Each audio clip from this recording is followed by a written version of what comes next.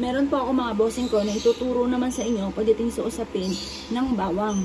Ang bawang mga bossing ko ay sa pulay ginagamit lalo-lalo na pagdating sa usapin ng pantaboy ng mga kamalasan o ng mga bad spirit mga bossing. Madali lamang po ang aking tuturo at napaka-epektibo po nito. Pero mga bossing ko, sinasabi ko lang po sa inyo mga bossing ko, dapat magpo-focus ka kung ano man po yung i-wish po ninyo.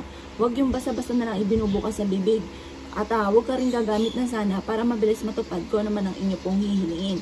Ngayon pa mga bossing, kailangan natin ng 3 bawang mga bossing. At pagkatapos mga bossing ko, kailangan din po natin ng sinulid na may karayo mga bossing. Ganito lamang po ang inyo pong gagawin at napakadali lang po nito.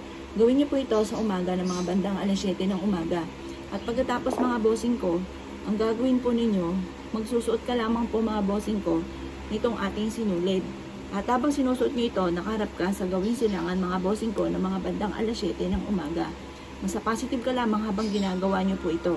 At naniniwala ka na makakamit nyo ang lahat ng inyo po mga ninanais mga bossing. Walang imposible sa mga taong masisipag at matyatsyaga. Wala naman pong yumaman mga bossing ko ng isang sandali ang isang click lamang. Yan po ay talagang dadaan ka sa mga proseso. Yung prosesong yan, huwag mo susukuan hanggat hindi mo pa nakakamit. Kailangan lagi kang lumalaban sa hamon ng buhay.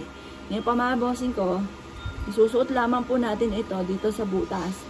At habang sinusuot po natin to para kayo ay malibang, kayo po ay paulit-ulit na nagwi-wish na sa pamamagitan ng pampaswerte at sipag at tiyaga ay makakamit ko ang lahat ng aking mga pinapangarap. Siksikliglig at umaapot maraming blessing ang darating sa akin. Ganoon ang mga pag-wish mga bossing.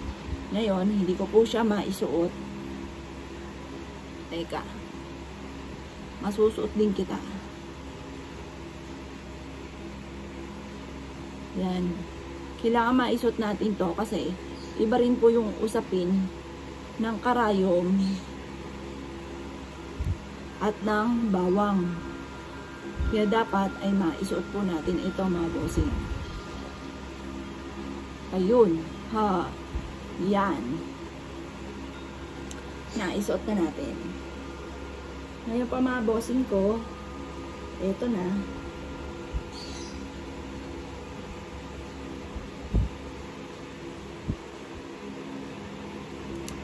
Yan. Antayin lang natin para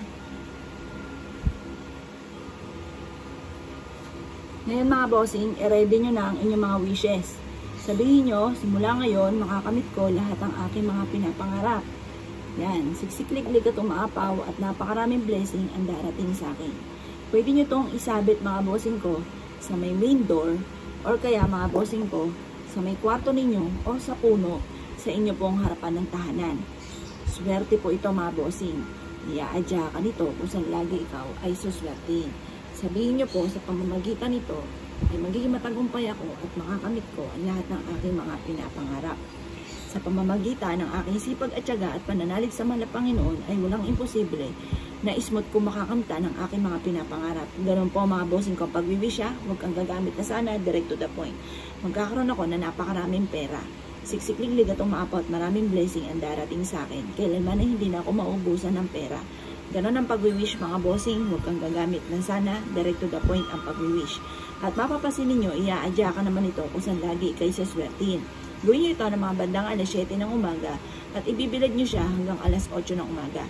At pagkatapos ay isabit nyo na kung saan kayo maginhawang isabit. Yung ibang tipo na hindi ka mape-pressure, kung doon mo siya isasabit. Kaya kayo nang bahala kung saan nyo siya gustong isabit.